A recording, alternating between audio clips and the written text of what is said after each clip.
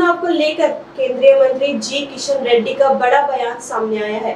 उन्होंने कहा कि एनडीए उम्मीदवार सीपी राधाकृष्णन भारी बहुमत से उपराष्ट्रपति का चुनाव जीतेंगे और पूरी निष्ठा के साथ देश की सेवा करेंगे। रेड्डी ने कांग्रेस पर निशाना साधते हुए कहा कि कांग्रेस न लोकतंत्र पर भरोसा करती है, न सांसद, न सुप्रीम कोर्ट और न ही चुनाव आयोग या सेना पर, यहाँ तक कि जनता पर भी भरोसा नहीं करती। इसलिए वह हर मुद्दे पर सिर्फ राजनीति करना चाहती है। एनडीए के कैंडिडेट नॉमिनेशन डालने से पहले देश के जनता को मालूम है, पूरे समाज को मालूम है, एब्सोल्यूट मेजॉरिटी के साथ एनडीए के कैंडिडेट राधाकृष्णन जी उपराष्ट्रपति चुनाव में विजेता होगा और आने वाले दिन में राधाकृष्णन जी देश की सेवा में कमिटमेंट के साथ आगे काम करेंगे। वो लोग कह रहे हैं कि संविधान की लड़ाई बचाने वाले और तोड़ने वाले के बीच लड़ाई है। कौन तोड़ने वाले हैं?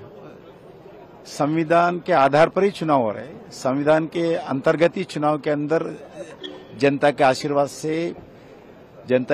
से जो संसद चुन के आया, उस संसद के वोटों के द्वारा ही ये राष्ट्रपति चुनाव होते हैं। क्योंकि कांग्रेस पार्टी को कोई ना प्रजातंत्र के ऊपर विश्वास है, कांग्रेस पार्टी को ना लोकसभा के ऊपर विश्वास है, ना राज्यसभा के ऊपर विश्वास है, ना सुप्रीम कोर्ट के ऊपर विश्वास है, ना इलेक्शन कमीशन के ऊपर विश्वास है। कांग्रेस पार्टी को सेना के ऊपर विश्वास है, विदेशी भारत के विदेशी नीति पर विश्वास नहीं है, आर्थिक नीति के ऊपर विश्वास नहीं है, आम जनता के ऊपर भी विश्वास नहीं है कांग्रेस पार्टी को। इसलिए हर विषय पर वो राजनीति करना चाहते हैं।